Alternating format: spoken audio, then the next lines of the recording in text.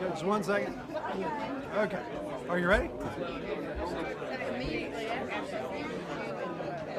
Hey everybody, I'm Lieutenant Governor Dan Forrest, and I am here at the Lee County Lincoln Reagan Trump Dinner.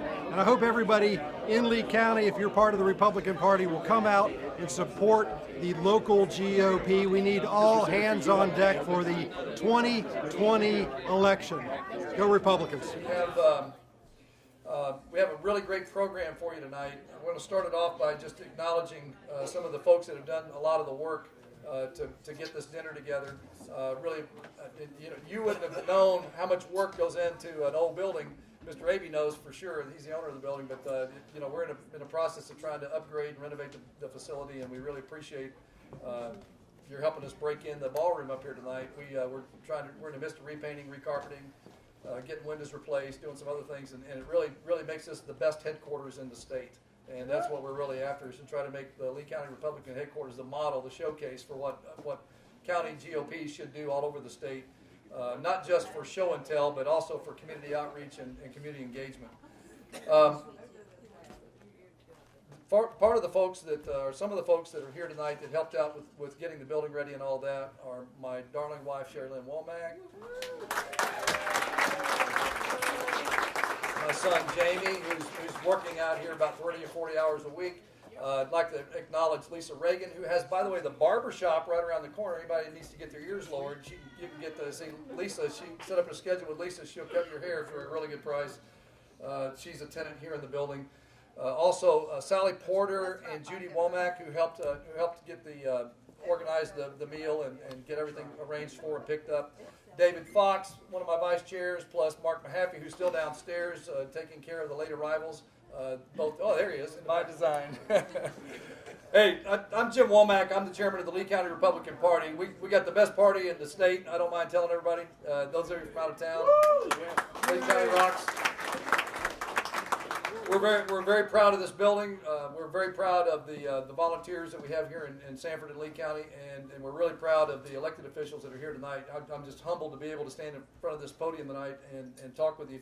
The way this is going to work tonight, just so we can accelerate getting through the meal, is we're going to go ahead and do a quick invocation and pledge of allegiance, and then right after that, we're going to start everybody from the front of the room to the back of the room, going down through getting the food, come back to the table, and the moment the last people sit down is when we're going to start to talk tonight. So those of you in the back of the room will still be eating, but that's what we need to do for efficiency here, so we don't keep everybody here 3 or 4 hours tonight. So as the head tables get back there and get their food, they'll be done in time for us to all do the speaking, so it'll all run like a conservative machine should. So without further ado, let me bring up here one of my vice chairmen from Lee County, Sandra Jones, who will lead us in the invocation.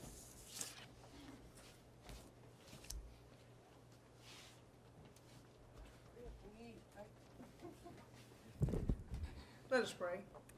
Gracious God, we thank you for the honor and the privilege of living in the country that we do. We thank you for the freedoms that we enjoy. We thank you for those who are willing to step up and work as officials and give their time as elected officials to help us to guarantee those freedoms. Be with us now in our fellowship. Help us, Lord, to grow physically and be strengthened physically by the food we're about to receive. And help us, Lord, always to depend upon you spiritually. In Christ's name we pray. Amen. And now Colonel Retired Ron Rabin will lead us in the pledge. I have been asked by the chairman folks, when you stand up to pledge, your heels are locked together. Your left hand goes down along the seam of your trousers like that. But good model right here. Now, we've been asked by Department of Defense, we veterans, that we hand salute, the exception being the Marine Corps, wouldn't you know it? The Marine Corps says that they don't ever salute uncovered inside, and I was made aware of that, and at any rate, we'll join me in the pledge now, and we'll try to get this thing done. But everybody, at attention, honoring the greatest flag of the greatest nation on the face of the earth. Please join me. I pledge allegiance to the flag of the United States of America and to the republic for which it stands, one nation under God, indivisible, with liberty and justice for all. And please be seated. Those acknowledge a couple of people who are here that really make a major contribution to the party through an in-kind type of service. And I want to first acknowledge one of my dear friends from Raleigh, Robert Abey, and his wife Judy, who are here tonight. And Robert is the owner of the building. He also has a major investment firm up there, Oxford Investment Group, up in Raleigh, up on Hillsborough Street, just down from the GOP headquarters, I might add. Robert's a great benefactor. He's been a great friend to us for 6.5 years now. We've been in this building, and he's very supportive of everything we've done. We really appreciate Robert and all the work that he's done.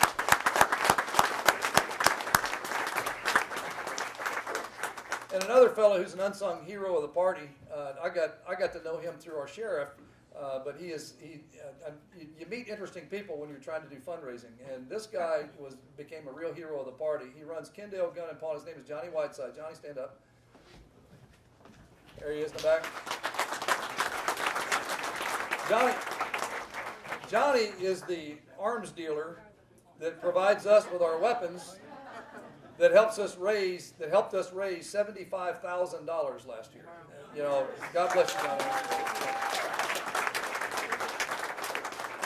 And if you do the math, it's roughly $8 per Republican. If the state did $8 per Republican, we would be rolling in money and financing every campaign you could imagine. But you know, unfortunately, we haven't yet shared the model of what we do with our 30 for 30 gun raffles everywhere. But we are busily helping other counties figure out how to do this and get in a rhythm. But he really helps us a lot. I'd also like to thank Sheriff Tracy Carter right now, who I'll also acknowledge in a minute. But Sheriff Carter and his entourage. He's the guy that got us connected, and this is no joke. He got us connected with a Democrat locally who works for the city. His daddy and I served on the Board of Commissioners years ago. He's a conservative Democrat, and so was Randy. But he introduced me to Randy, and Randy loves guns, and Randy loves to sell guns. But the Democrat Party, they hate guns. Okay, that's a fact. So, and that's the key to beating Democrats. Find out where they're weak and attack it. Okay, beat them where they're weak. They're weak on life. They're weak on guns. Okay, so find a way to beat them in those areas. And in the case of guns, we monetized it. So we got him, Randy Pascal, selling gun tickets. He was our top fundraiser in the first two auctions we did. My top fundraiser last year was a Democrat. That is a fact. He sold tickets. He sold over $20,000 worth of tickets. And I got to tell you, and he won the prizes because we incentivized. We're businessmen, conservatives. We monetized it, and we had prizes, and he won the gun.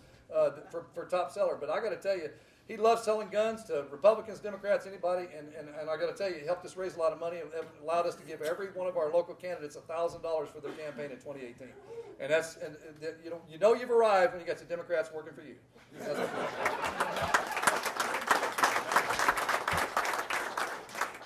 And we're looking for more ways to beat the Democrats. We actually have a few Democrats in the room tonight. I won't acknowledge who they are, but they are great. They are great friends. They are great friends, and you know the thing that binds us together, bigger than the party, obviously, is God and our love for the Lord Jesus Christ, and that is huge. And I don't mind saying, this is not boastful pride, I don't mind saying that is something that the Republican Party has over the Democrat Party, because God is still an instrumental part of our platform, and it is not in the Democrat Party. So that is something that we need to message and brand as part of our party moniker everywhere. I'd also like to acknowledge, we have some other patriots that are here tonight representing other groups, other interest groups. And I'd like to acknowledge first Vernon Robinson, who is here from the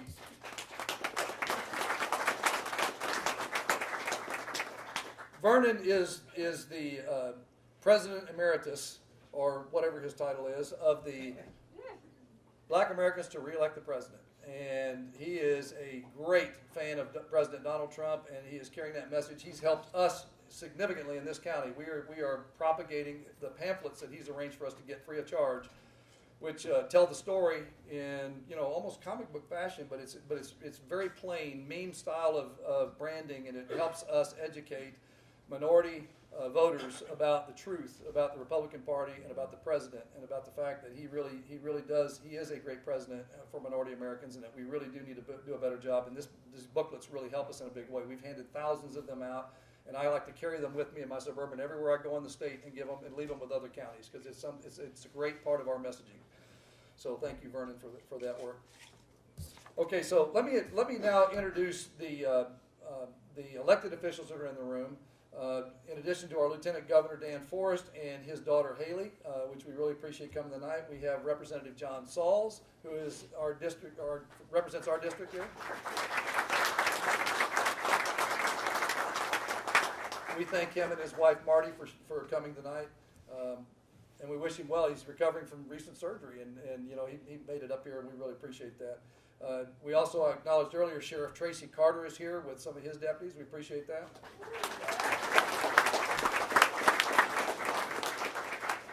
Judge Jackie Lee is with us tonight, District Court Judge. Judge Paul Holcomb, a dear friend of this party. Thank you, Judge. Three of my favorite people in the whole world are sitting at the table together tonight, and they are the three most recently re-elected or elected county commissioners in Lee County. The cumulative victory margin for the three of them was 110 votes, I think. I mean, that's combined. I mean, it was so close, and it was such a close race. It could have been gone the other way, but we outworked them, outsmarted them, beat longstanding Democrat incumbents, and we did it with a smile, and we did it with a message and a brand and hard work door to door. And you know, I couldn't be more proud. I'd like to first start by acknowledging re-elected Commissioner Andre Connect, who's here.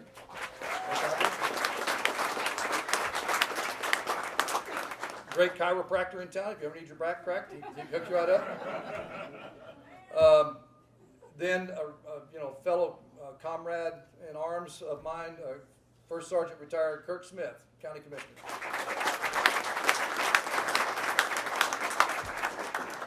And the pride, joy of our family, she's like our own daughter, is the youngest elected official in the state of North Carolina, Ariana Del Palazzo.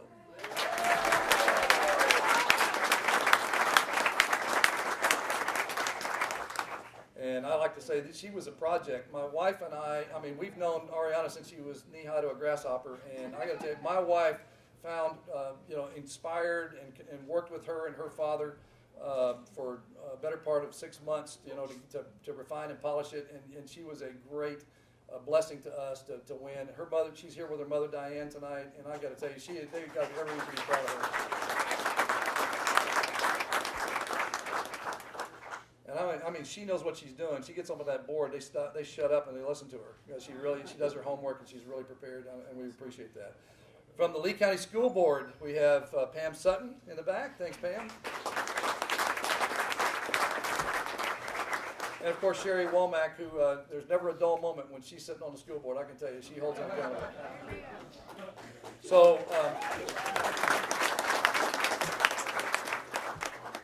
Want to appreciate WBFT Channel 46 for being here tonight to record some of this. We really appreciate that, and they're a great friend of the party as well. We did a lot of messaging and branding through Channel 46, local Christian television, in the last election cycle, and it actually moved the needle for us, and we really appreciate it. It's very affordable, very low cost, but it's very good because we're reaching people who believe the way we do, and that's really important.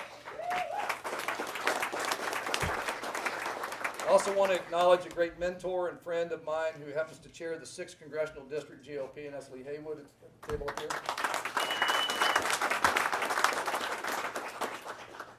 And perhaps the finest county chairman in the state of North Carolina, Maggie Sandrock from Harnett County.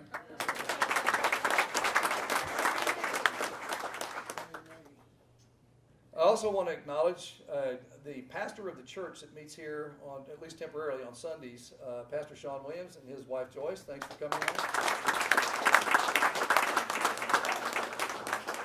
Folks, I don't mind telling you, we get as much benefit from the building as he does, because it helps us with our message that we're really about community engagement and being involved. And I couldn't be more proud of us being able to open up the facility when we're not here.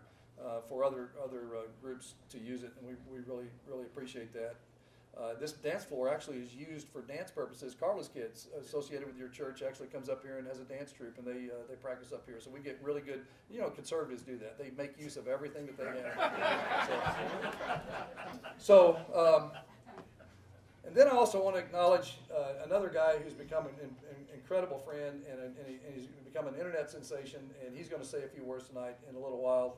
His name is Mark Keith Robinson. He's here with his wonderful wife, Yolanda Hill, and they came all the way down from Greensboro to join us tonight, and we just couldn't be more blessed to have them with us. Thank you. If he doesn't put in the plug, I will. Make sure you Google or search on I Am the Majority, because he has a powerful message about that.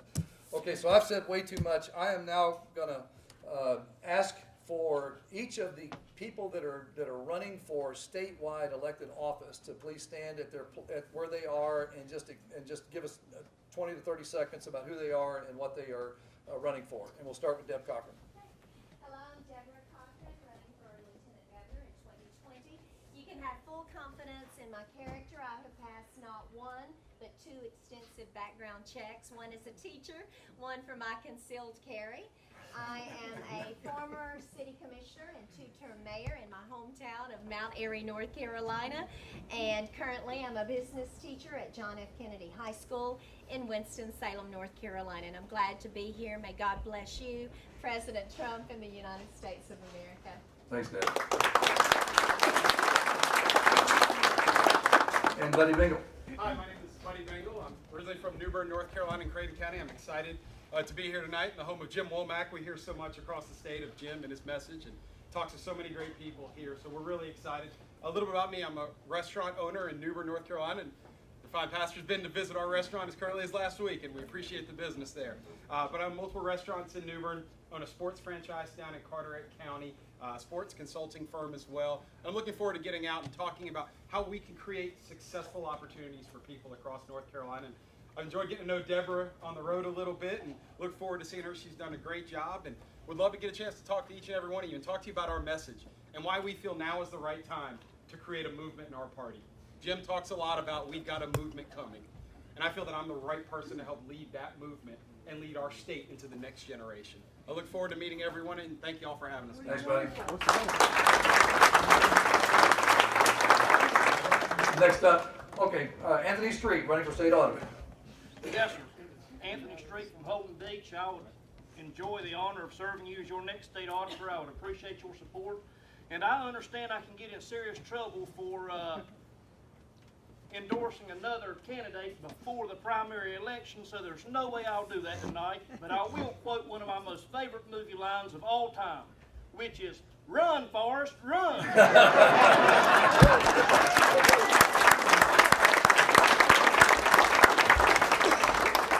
Michael LaPaglia. Howdy, folks. I'm Michael LaPaglia. I was your candidate for North Carolina Secretary of State in 2016. Got 48% of the vote against Shady Elaine, and I'm coming back this time to finish the job. I appreciate all your help in the last round. Look forward to getting it done this time, too. Michael LaPaglia. Thank you.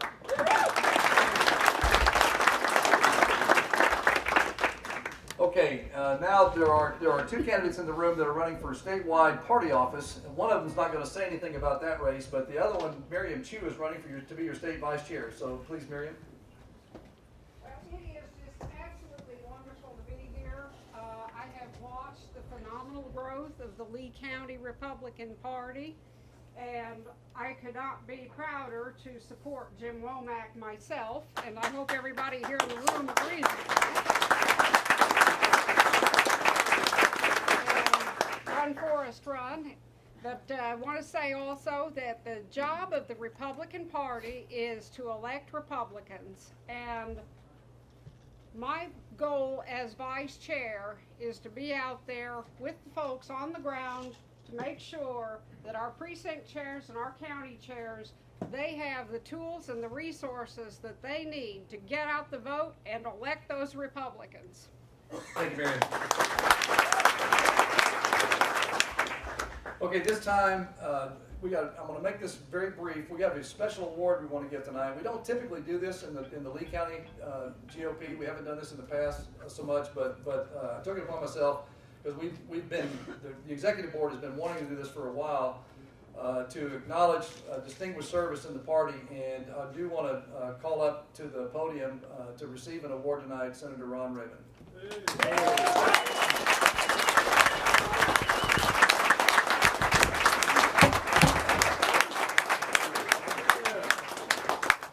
Senator Rabin, and this is a true story, in 2012, when he was running for office, I was a sitting county commissioner at that time. I promised my support to another Republican that was running for that office. And I, as a man of my word, I stuck by that through the primary. But the moment the primary was over, and my wife, by the way, she knew I was wrong, and she told me that right from the start. But I will tell you, he has no bigger supporter other than Mona than me. Over these last 6 years, he's been an incredible asset in Raleigh. He has done a wonderful job. He's truly a servant leader. He's also a comrade in arms, and God bless you, Ron, for all the work you did. This basically says, presented to Senator Ron Rabin for distinguished public service, January 2013 through December 2018 from the Lee County GOP. And I hope it's one more time.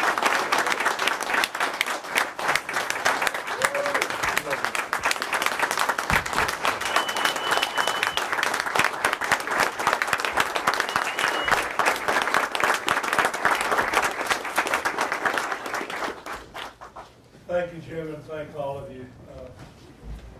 It is my honor to accept this and accept the meaning behind it. Jim asked me to talk for 3 to 5 minutes, and I kind of said, oh, yeah, okay, we'll try that. Actually, for everybody's, just so you know, Mona's here, and she's my timekeeper, and she knows when to do this. She does that because she's never sure what I'm going to say. And until this minute, after 6 years in office and the running, I've never told you this before, but I hardly ever know what I'm going to say either. Yeah. Jim said talk about reflectiveness, and he reflected on the first point that I wanted to talk about. When I started down the road trying to be a politician, which never did work out very well, I don't think, the adversaries were Lee County in my district. And like Jim said, that turned around, and the fact of this award tells me that what I've known for a long time, and that is the core of my friendship in District 12 sits right here in this room from the time we started down that road, and I thank you from the bottom of my heart. Now, being reflective isn't exactly the thing that I do. That means you want to kind of look back, and I tend to want to look forward. And the way I see it right now, folks, we have a community, we have communities in our state and a nation that's in serious, serious trouble. And what's wanting in all of that is this mystical thing called leadership. And as far as I'm concerned, we have right now in our midst 2 of the best people to try to turn some of this stuff around. I mean, if you think we have leadership, how come we have a negative in the patriotism world? Patriotism is not genetic, it's learned, okay? How come socialism is on the rise? That's another thing that is not genetic, it's learned. But to turn those things around and get back to really making America great again, there's no doubt it's going to take strong, strong leadership. We've got Miriam just spoke. She's running for part of the leadership that we need in the state. Jim himself is going to run for NCGOP chair, and he knows he has my support from day one to the get-go. And we also have Lieutenant Governor Forrest, who is going to be our next governor, as far as I'm concerned.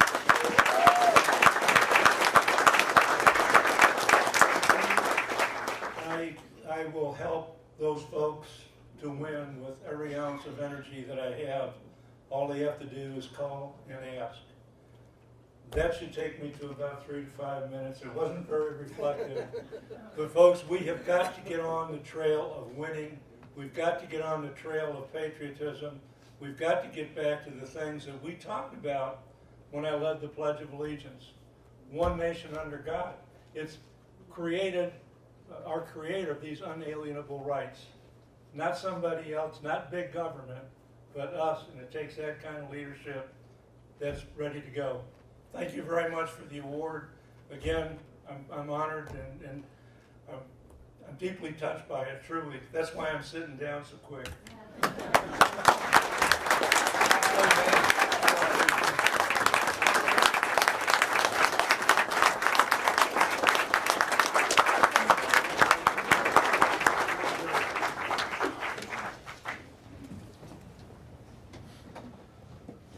Okay, no long introduction because most everybody in here is the benefactor of Hal Weatherman's promotions, his drumbeat, his cadence system. If you haven't been to one of his classes, I encourage you to go because I'll tell you, you'll learn a lot from that. But I said this about, I think it was 8 years ago, 7 years ago. It's been a while. About 8 years ago. I first met this gentleman at a homeschool network meeting. There were probably 30 people in the room. He was traveling around the state talking to homeschool networks. Brilliant, absolutely brilliant. He was thinking about jumping into public service at the lieutenant governor level. Never run for anything below that, but he knew his mother is a long-standing congresswoman from the Charlotte area, so he really knew what he was getting into. This guy was an incredible, accomplished businessman, a great entrepreneur, and little known that he's also an inventor. And some of his software is actually being used internationally today. I mean, this guy is a serial entrepreneur, and he is an incredible talent.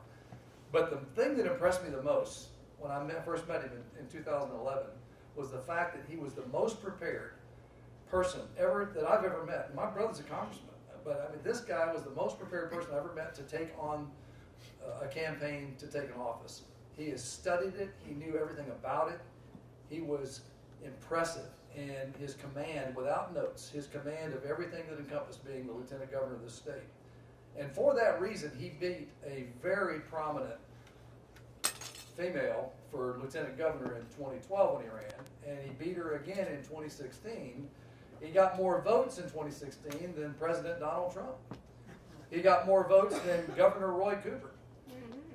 He is that talented, and people recognize it. And that's why we were so honored to have him come and be our speaker tonight. And I think he'll regale you with what he knows. And God bless our Lieutenant Governor Dan Forest and his run for governor. Please come and share with me with him.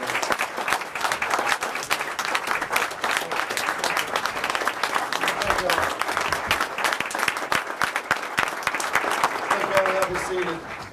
It is great to be here with you, and congratulations on this new space, and to all the people who put so much work into this. Jim, you're right. This is the best headquarters in North Carolina. You're raising the bar. I know for sure it is the only headquarters to have a barbershop in it. That's true. So that's a great little niche you got going on there. I like that. Couple things that I just want to mention first before I start. If you look at your program, you'll see that I'm speaking, and then we have this special guest, Mark Keith Robinson. That was my idea to go first. If any of you have ever heard him speak before, nobody ever wants to follow Mark Robinson with anything. So I said, I will not speak at your event if I'm following Mark Robinson. So you're in for a real treat. He's great. So Mark, thanks for being here as well. And just another thing, I want to tell you a little story before I get started telling you a story, actually. This was not planned. This part of the program, the speech, was not planned. First, let me say this, Jim, thank you for your very kind introduction. It had nothing to do with me being smart or good or anything like that. I just call it the grace of God. And it was kind of God's hand that allowed me to be able to handle those kind of things, jumping in first time. But I'm going to tell you a quick little story. I'm going to try to make it quick anyway. This one's a little more emotional than most of them. But many of you will remember October 8th, 2016. Hurricane Matthew is coming through. It's a month before our election in 2016. Hurricane Matthew comes through. Not much of a big event in Raleigh, really. It's kind of a little wind event, big rain event kind of thing going on in Raleigh, where we live. That day I was off speaking I spoke at an event. The weather was getting really bad, so I kind of left the event and rushed home. And I was actually watching TV. Believe it or not, I had the television up, and NC State was playing football. How crazy is that? During a hurricane, there you go off back. And so I'm watching the game, and just the loudest noise, like a bomb went off in my house. It was actually like 2 bombs went off, and instantly I knew what it was. A giant tree. It was a 60-ton tree. Came crashing down on our house. Really crushed our house. We had to move out for a long time. Our whole family was there. We were all in this half of the house, which is very rare. That just never happens. We're kind of usually all spread out. We're usually not there. But we're all there. And we're under this place where this tree hit in different parts of the house. My immediate thought was, my whole family is dead. I mean, that was my immediate thought. So you can imagine that. That's why I really don't truly like telling this story. Went running upstairs. I saw my wife immediately. We went running into the bedrooms to find our girls. My daughter Haley's back in the back. Raise your hand, Haley. She works for me now. And she just came back from Washington, D.C., where she was working for the Secretary of Agriculture in the White House before that, and so it's a great joy to have her here. But she was actually in the bathroom where the tree hit. This was a 60-ton oak tree. It's literally like this big around. And this tree hit this bathroom and just crushes, obliviates it to nothing. There's almost no way she should be alive today based on where that tree hit. Her bed, where she was just minutes before, there was her laptop was still sitting open on her bed, but there was a tree branch about this big that went right through the middle of her bed where she would have been sitting had she been there. She should have been dead twice. Our other daughter was in her bed under a giant pile of debris. Roof came crashing down on her. It took about 3 or 4 seconds for her to actually pop out of the debris. My son Max, by the grace of God, unscathed. His room was untouched. Everything about Max was like, God, like this, here you go, Max. I'm not even going to touch your room. But the place was really destroyed, and it was obviously rain was pouring down. We had to shut the power off. We had to rush out of the house. We had to get out of there for our own safety. But the roof was torn open and all this kind of stuff. Well, the reason I'm telling you this story is, one, very thankful for just the hand of God to say nobody was hurt, by the way. Nobody was injured. Nobody really had a scratch on it. And I'm very thankful for the grace and mercy of God in that situation. But the reason I'm telling you this story is because there's a man here named Dan McMains who works for JD Tree Service. Owns JD Tree Service. Dan, raise your hand. Just stand up for a minute. So a hurricane comes through our town. There's trees down everywhere, all over the state of North Carolina. He shows up at my house the next morning, brings an entire crew out and a crane out and removes that entire tree, prays with my daughter, stops to pray with her at that moment because he said, this is the most important thing I can do. He sees people get killed by trees regularly in these kind of storms. And so prays with my daughter, removes that entire tree, brings this giant crane out and then has to lift it off the house and all that sort of thing. And the next day when we were out of the house, he even took that stump and ground it down, and he said to me, I don't want any part of that tree to be here when your daughter comes back and looks at this place. And Dan, thanks, man. You're a blessing to my family. I still pray for you. Just thank you for that. It's a great gift. So that was an aside, but I had to tell that because Dan's a great friend, and he sends me prayers all the time and tells me he's praying for me. Here's what I was thinking as I was driving down. I think this all the time as I'm driving through North Carolina. Man, can you just believe how busy it is on the roads today? Yeah. We just came from Raleigh, and it was bumper to bumper all the way from Raleigh here. I drove to, I don't even know where I went. I was going somewhere. Asheville. I was going to Asheville last week, and it was a Sunday, and it was bumper to bumper. I'm not kidding. This is not exactly bumper to bumper traffic all the way from Raleigh to Asheville. Last Friday, I went to Charlotte. Bumper to bumper traffic from Raleigh all the way. It's like this every single day. I mean, can you imagine that? North Carolina is exploding. North Carolina is exploding. It's both good and bad. The jobs, job creation, unemployment's the lowest it's been in forever. And we're doing really good on a lot of fronts, but it comes with its own unique challenges, doesn't it? So one of those unique challenges that I actually discovered and is that part of that is we have so many new people here. Yeah. Have you recognized that? How many of you are new? Do we have anybody here that's new to the county? Raise your hand if you're fairly new to the county. Not too many here. That's good, actually. Here's what I've realized. There's a lot of people that are new everywhere I speak. There's a lot of people that are new to politics that haven't been involved in politics before. And what I found was that I kind of need to introduce myself to people. Even though I've been lieutenant governor for 6.5 years, there's a lot of people who don't know who the lieutenant governor is, what the lieutenant governor does, what their name is. I met a guy the other day who had no idea who the governor was. And I was like, well, okay. It's a different day in North Carolina. We really can't take anything for granted. So I thought that I would spend just a little bit of time kind of giving you a background on who is Dan Forest.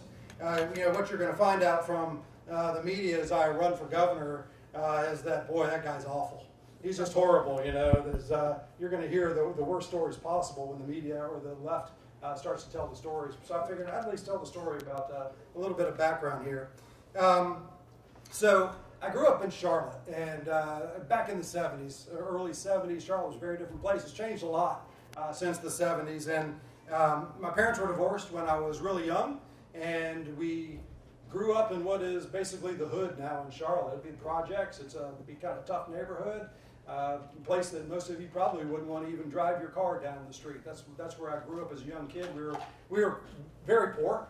Didn't know it as a kid. I went outside and played like every other kid, and rode my bike around. And my mom was a single mom, and she did her best. She's still the hardest working woman that I know, and one of the best human beings I know as well. But I still remember days of eating rice and raisins with milk on it. And I thought, man, that's like the best dinner ever. I didn't know we were poor. I thought we were eating like really good stuff. And so, I generally had just a modest upbringing, so to speak. My mom later went on to become the first female mayor of Charlotte and a member of Congress for 18 years. And people think that that's kind of the point in time when my life began. But I had a whole lot of life that happened before that. My dad was a sports announcer. He was my hero. He died quite a few years ago, but as a young kid, riding around with your father and watching your sports announcer father do games and meet all these athletes and that sort of thing, that was pretty cool, but he was gone. And I remember even as a kid and an athlete, I played sports in school. That's why I went to school. I went to school to play football, basketball, baseball, run track, and the education was somewhere secondary for me, but that's what I did. And so I still remember a lot of those days, right, looking up into the stands and looking for my dad, and he told me he was going to be there, and he wasn't there. Still those kind of memories are kind of formed who I am and how I wanted to raise my kids and that sort of thing. But it was it was certainly a very different time. When I was a kid, bicycles were ubiquitous, not iPhones. We got our posse together, get a couple streets together, and we go ride all over town. We'd stop somebody's house, we'd play basketball, we'd eat lunch at whoever's mom was fixing lunch that day. But we just went out, and as long as we were back by dark, right? Y'all remember that? As long as you're home by dark, everything is going to be just fine. And we explored the world. We were free as kids. We played on all that crazy outlawed playground equipment. The metal slides and the little things that you spin your friends around on until they shoot off into the, fall off the 12-foot slide, bust your head open. Nobody got sued. Remember that? Nobody was thinking about suing the playground maker back then. They're just going, man, don't fall off the slide next time. That's how you learn when you were kids. We didn't have helmets on our bikes. You fall and bust your head open. I'm not saying that's a good thing, but nobody sued the bike company. Nobody was suing the city. They weren't suing the city for the pothole that your kid hit to bust their head open. That's how you learned lessons. But we were free. As kids, we were free. That was real freedom. We were free to have fun and to play and to explore the world and to do all those kind of things. And the world's changed a lot, and in some ways we kind of accept it, don't we? We just kind of accept that that's kind of the way it is in America today. And you know what? I don't think we should accept it. I think we should say, you know what? We need to bring that America back. We need to bring America back where we can be free again.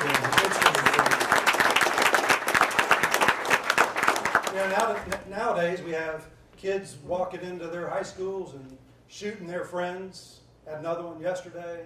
Had one at UNC Charlotte, my alma mater, a few days ago. We've seen these things, all over the place.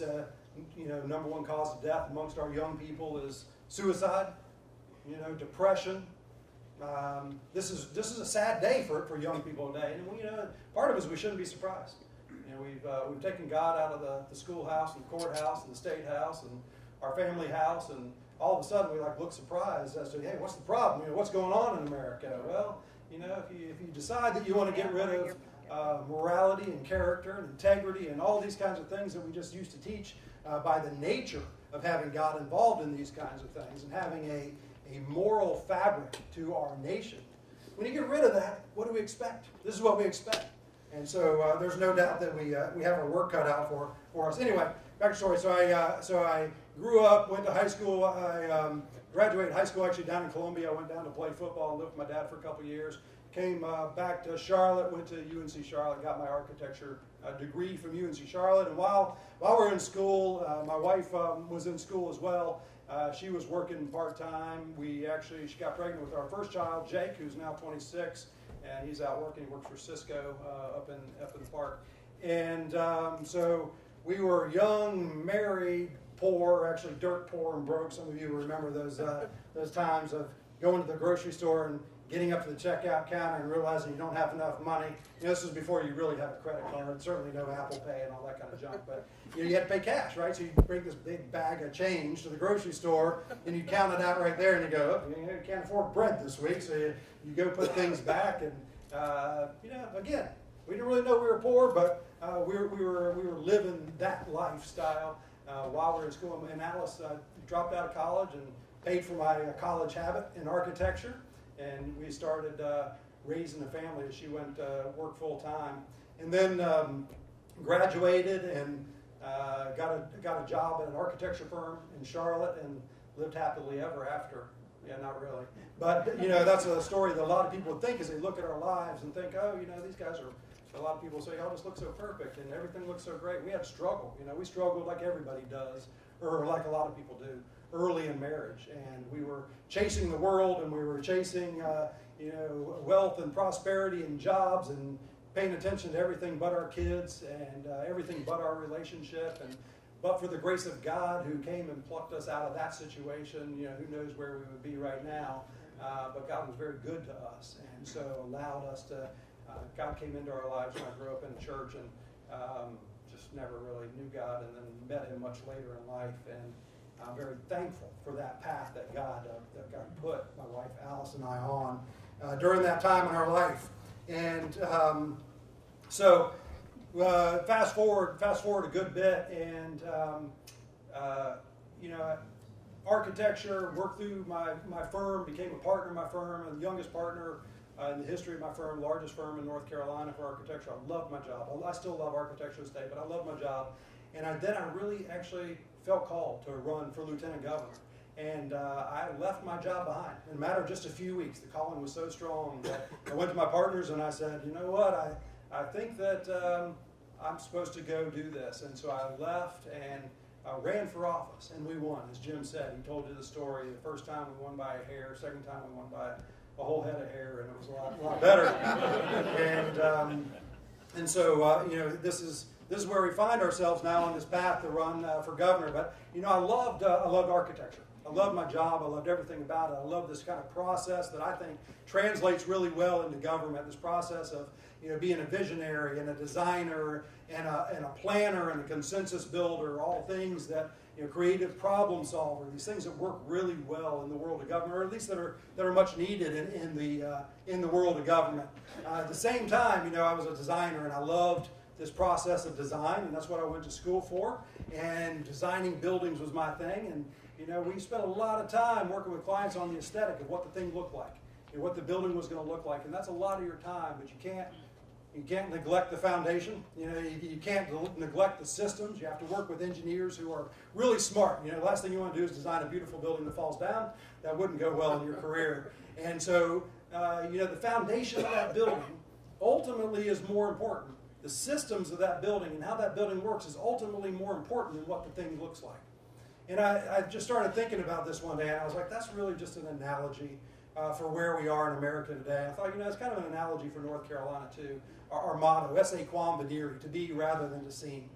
There's so many states, there's so many people out there today that want to be something. They're trying to be something. I think about our country. And in essence, we're really trying to be something that we're not, if you think about it. Think about the debt we're in, $22 trillion. If you look at a family, you can have a family that lives in a big house, maybe 8,000 square foot house, you got some really fancy cars, it's full of furniture, but you're in debt up to your eyeballs. You're trying to be something that you're not. Well, that's kind of what our nation is right now. $22 trillion of debt, over $100 trillion of unfunded liabilities, of promises we make to future generations that we can't take care of. And the state's no different. If a state's living in debt and they're living beyond their means, we don't get to do that. We don't get to do that way. So, my passion is for our state. Let's not just want to look like something. Let's truly be something. Let's work on our foundations, right? America's foundations are broken right now. The design is not broken. Our founding fathers were like architects and engineers. The design was perfect. Our Constitution and Declaration of Independence are the foundational elements, the documents of our nation, and we need to protect them and uphold them and do everything we can to fight for them, to maintain what they are. We hold these truths to be self-evident. There was nothing self-evident about those truths at the time that document was created, the Declaration of Independence. All men are created equal.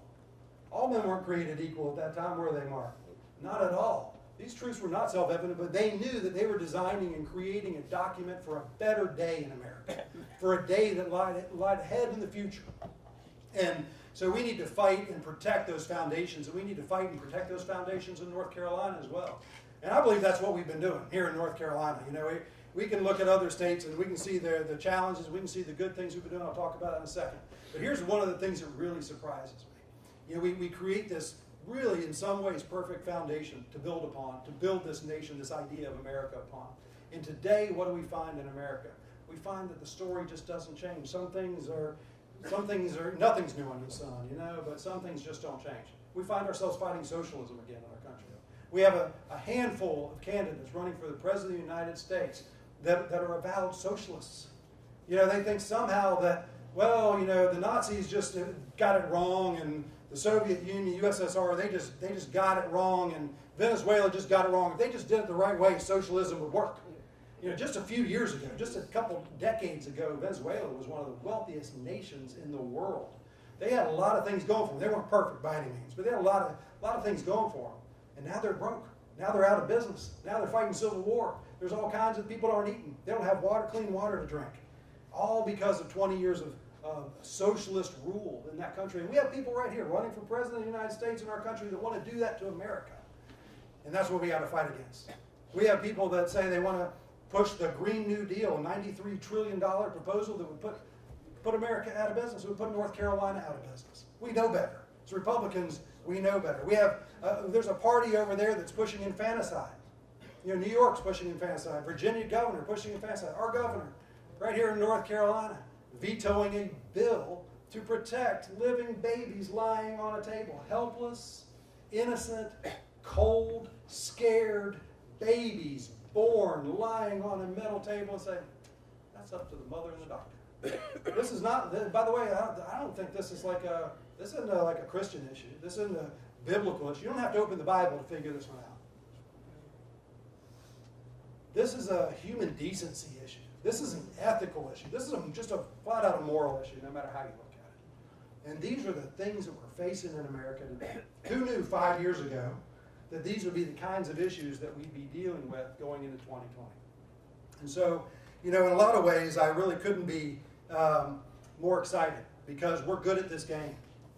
This game is the same game that Ronald Reagan fought. You know, when Reagan was coming into office, even before that, before he ran for governor, the time for choosing speech that he gave, if you haven't listened to that lately or watched it, go back and watch it. It's the same battle we're fighting today. We know how to win this battle against tyranny.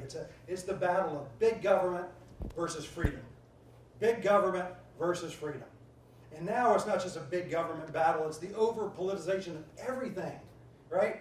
Where we have to sue somebody if our kid gets hurt on playground equipment. We have to sue somebody if our kid falls off their bike.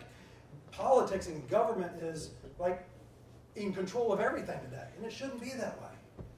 You know, we shouldn't be scared to send our kids out on the street to ride their bikes and come home by dark. These are things we shouldn't be scared of. We need to get our country back. So we need to fight to get our country back, and I believe we do that one state at a time. I think that's the way this works. You know, I want North Carolina to be a state, not where the government takes away the freedom for you to solve the challenges of our day, but rather a state where government is a team player that walks alongside you in your efforts to solve the challenges we face to help secure a more prosperous future. That's what we should be thinking about government, as a team player. We work with you. We're here to help you. We're not here to run your lives and control your lives. That's not what government is meant to do. And so we have our work cut out for us. I believe, as you do, that America is the greatest country in the world. Still, we have our challenges, but we're the greatest country in the world. And North Carolina is the greatest state in the United States of America. We're unique. we're very unique in the world. We're a very special place. And we need to protect that. We need to do everything we can do to protect that. I like the imagery that's been used by so many great politicians, including Ronald Reagan and John F. Kennedy and others, about the shining city on a hill.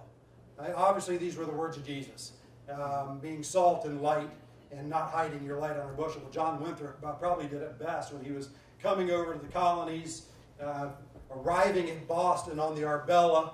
They had just crossed the Atlantic Ocean, months of travel, and he gives a sermon about the shining city on the hill. And he says, we must be the shining city upon the hill. And he wasn't talking about buildings or building a beautiful city in Boston. He was talking about people.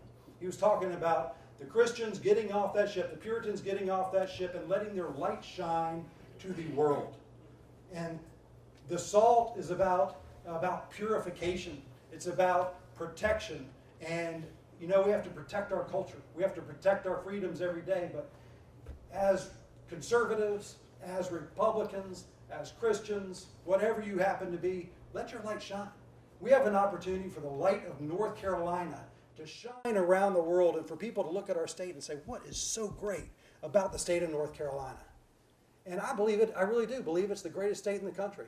And we're very unique and we have a great opportunity. And I think one of the things that we have to do, if we're going to do that, if we're going to set some big lofty goal, then I think we must get a new governor in North Carolina, and we must protect our Republican majority in the House and Senate, and we must send our Republican majority back to Congress as well. And so, new governor is key to making this happen. And I think what you're going to find is there is a very clear choice. There's going to be a very clear choice in this governor's race. I don't know if I'm going to make it through a primary or not. With your help, I hope we'll get through a primary. I don't know. But listen, regardless, there's going to be a clear choice. We need to elect a governor who's willing to stand up for the life of an innocent child, whether that child is born or not. We need to elect a governor who's willing to protect our number one industry, agriculture, and stand up for our farmers, not fight against them for lobbyist special interests. We need to elect a governor who's willing to protect our military and help grow our military in North Carolina, not stand against it. We need to elect a governor who believes that you know how to spend and invest and save your money better than the government does. And we need to elect a governor who is willing to work to improve our state, not just file lawsuits against our state. And we need to elect a governor with a vision for the future of our state, because we know that without a vision, the people perish. That's right. I want to serve you as that governor, and I'd love to have your help doing that.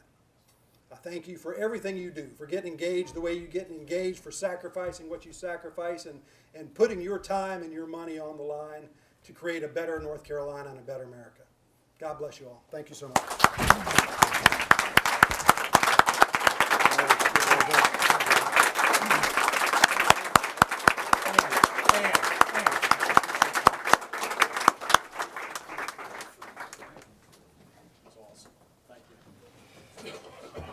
Okay, thank you for your attention. Look, Monday night I was in Guilford County, and I was up there to their executive committee meeting and fellowshipping with those folks. And I love going up to Guilford County. There's some really great patriots up there. One of my friends up there, Marcus Kinley, has known this next speaker for quite a few years. He told me a while back. He said, "Man, he's a real deal." And there are some folks out there that are pretenders, but there are people who have fire in their belly, people who care about this country, people who, you got your single issue folks. And I thought at first when I heard him speak, I thought, well, he's a single issue guy. He's a Second Amendment guy. But oh no, he's much bigger than that. This guy, Markeith Robinson, is the real deal. Markeith has become an internet sensation, but not because of his cleverness with the word. It's because he really believes what he says, and you can tell that. This guy, I can't think of anybody else in this state that can motivate you faster and more passionately about being a patriot, about defending our Constitution and our way of life than Markeith Robinson. And I am proud to say he's a friend of mine, and I'm so glad he came down here tonight to come join us for this dinner. Thank you. Please.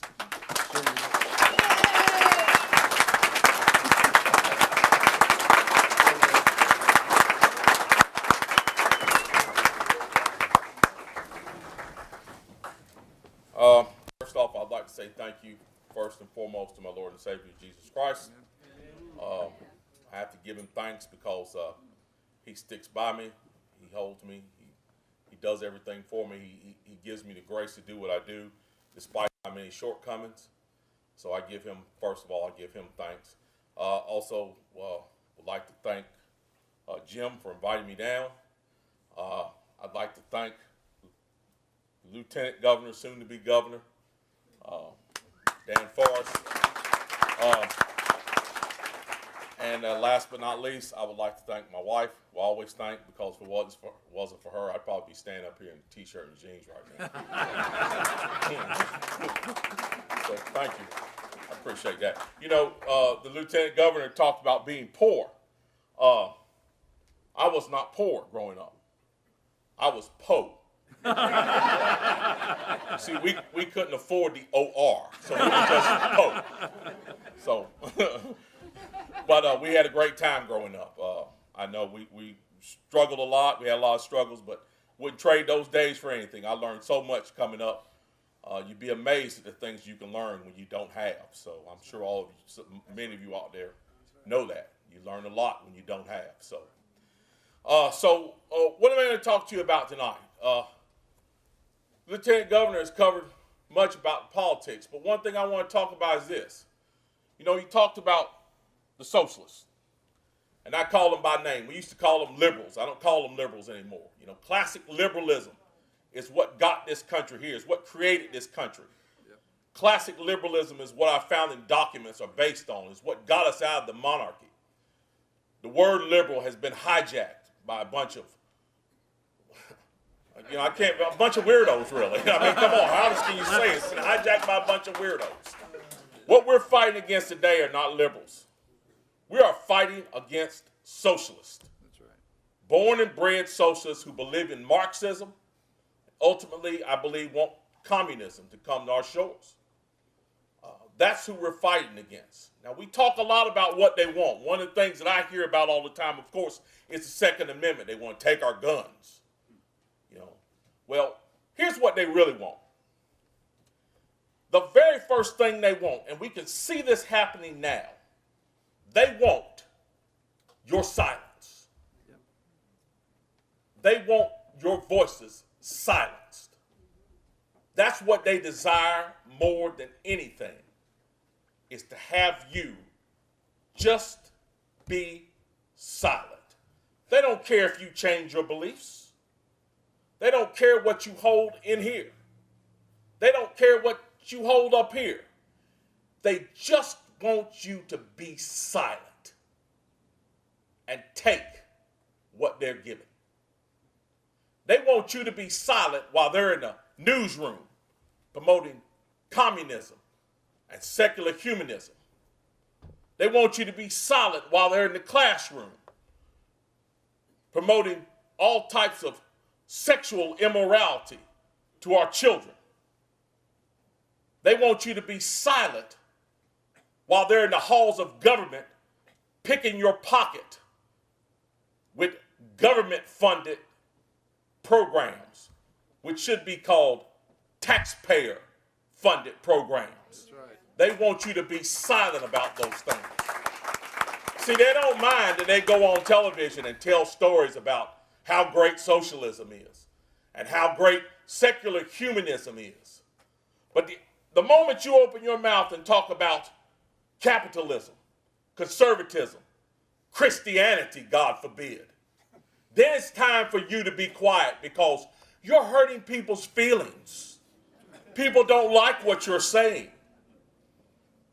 You see how this works? They want freedom of speech to be a one-way street. They want the ability to speak freely, no matter who it offends, no matter who it hurts, no matter who it damages. But the moment you open your mouth in opposition, they have got to find a way to shut you down, to silence you. So right now in this society, that's what they want. They don't care what you believe. They just want you to be quiet. What I want to tell you tonight is this: don't do it. Amen. Amen. The days of us sitting at home on our couch screaming at our televisions because we disapprove of what's going on in our society should be finished. The moment your 5-year-old comes home from school and shows you that filthy literature that the teacher passed out to them, the days of you sitting on your couch screaming at the TV in disapproval should be done. It's time for you to go to a school board meeting. The day that they raise your property taxes again and again and again for the umpteenth time, it is time for you to stop being silent. It's time for you to go down to that county commissioners meeting.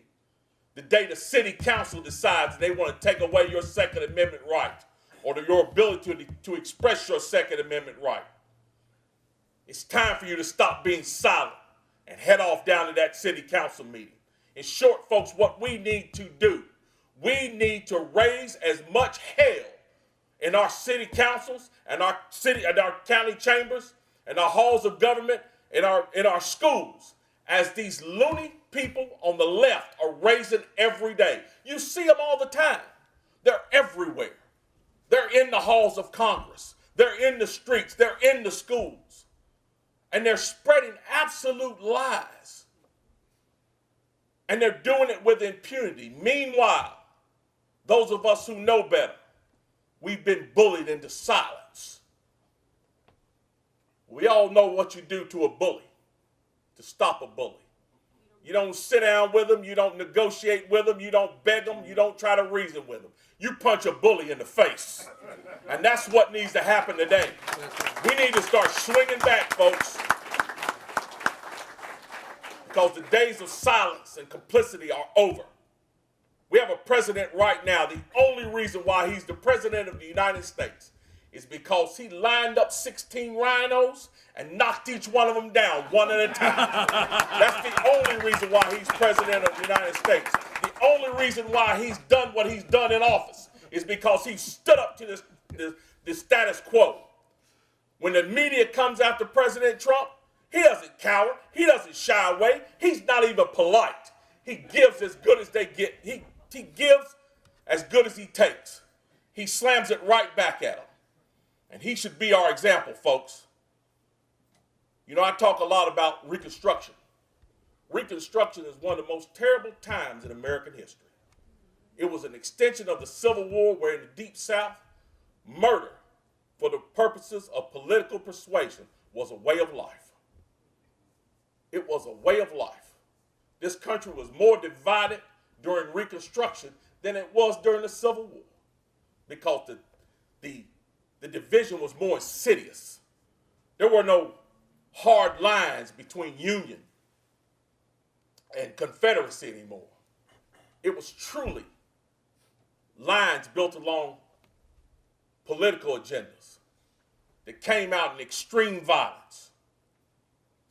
Those Republicans in those days had enough courage to stand up and fight, to change our Constitution and give us 3 of the greatest amendments this country has ever seen, the 13th, 14th, and 15th Amendments of the Constitution. And they did it under extreme pressure, folks. There were Republicans during those times that gave their lives for the cause of freedom. And when I say gave their lives, I don't mean spent their lives fighting for it. They gave their lives, died brutal deaths, because they were determined to see freedom spread across this country for every man, woman, and child. That's the way we need to be, folks. We are living the legacy of those people. And if we're not ready to fight and stand up and be as courageous as they were, then we don't deserve to be in this party. This is not the party of cowards. This is not the party of the cigar-smoking backroom deal makers. This is the party of freedom fighters. So I ask each and every person in this room tonight, are you ready to be a freedom fighter? Are you ready to put your job on the line? Are you ready to put your friendships on the line? Are you ready to put your life on the line? Because I can tell you there's some lunatics out there that will take your life for what you believe in, and they live in this country right now. It's sad to say, but it's true. So are you ready? Are you ready to do the work that's going to take to get this man elected? Yep. Yep. When he gets elected, are you ready to do the work that's going to take to see his program successful in office? Are you ready to do the work that's going to take to put our president back in office? That's right. Re-elect some of your county and state officials. Because, folks, it's not going to get done by wishing. It's not going to get done by thinking.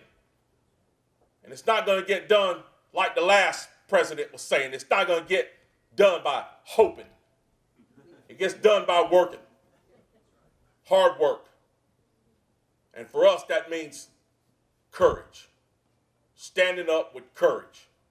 So tonight, I'm going to issue this challenge again. Some of you all have heard me speak before. I issue this challenge all the time. I want you to go home tonight and seriously look yourself in the mirror and ask yourself, are you ready for what's coming? Because 2020 is going to tell the tale, folks. We're either going to choose freedom or we're going to choose tyranny.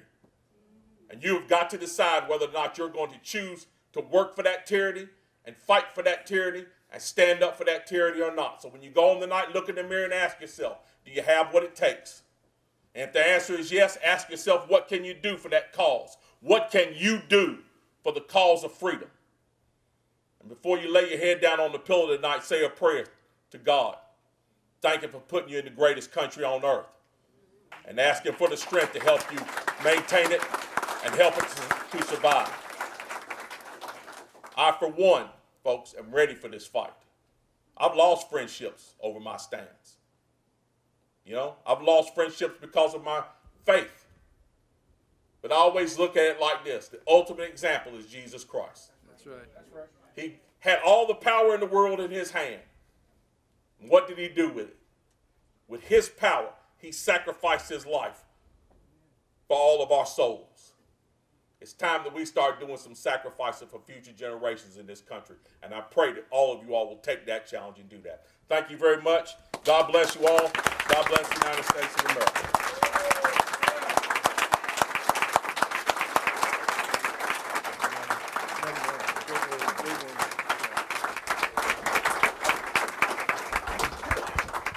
Okay, I don't know who's got the bowl that has the raffle tickets in it. We got two prizes we got to give away tonight. So if somebody could help me find that bowl with the raffle tickets, we'll bring that in. We'll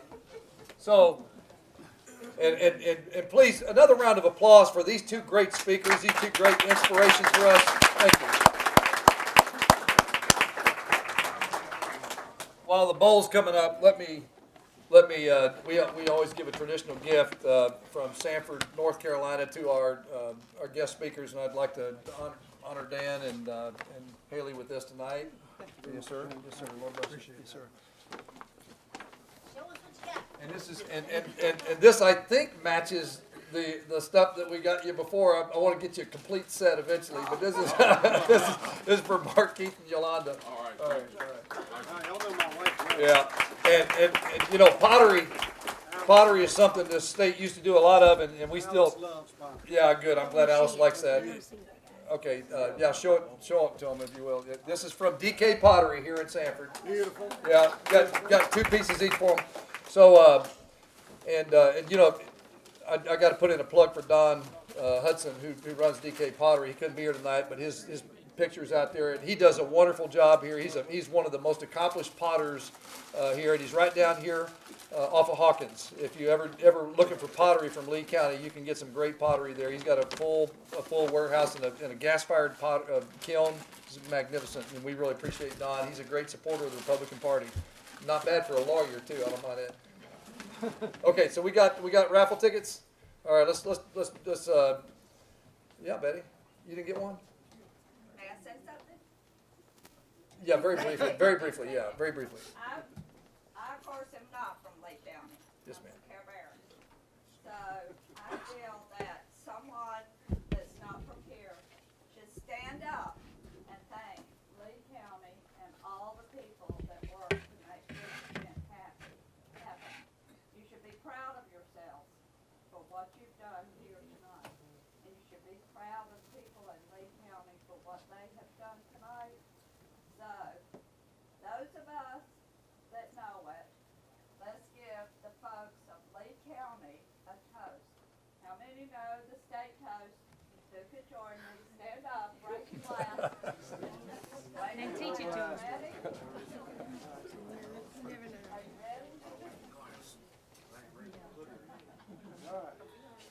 Everybody? All right. Here's to the land of the lonely pine, the summer land where the sun does shine, where the wheat grows strong and the strong grow great. Here's to down home, the whole north state.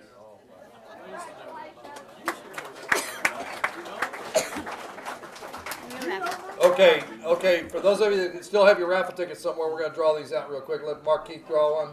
There you go. And that number. And that number is whoever has 202-6787. Oh, Mr. Brightbill. Okay, great. You have just won that G. Clay of Donald Trump that's up there. It's from a local artist, Vaya. It's the same. We have the original oil painting that he did, which is a magnificent expressionist oil painting downstairs, which is one of the great things in the headquarters. He did this and he signed the back of it, so it's a very nice piece of artwork. The second one is going to be a autographed poster from Dinesh D'Souza. I'll let the Lieutenant Governor draw this one. And the poster I have right here, and that number is 202-6789. 6789. Charlie Parks. Good for you, Charlie.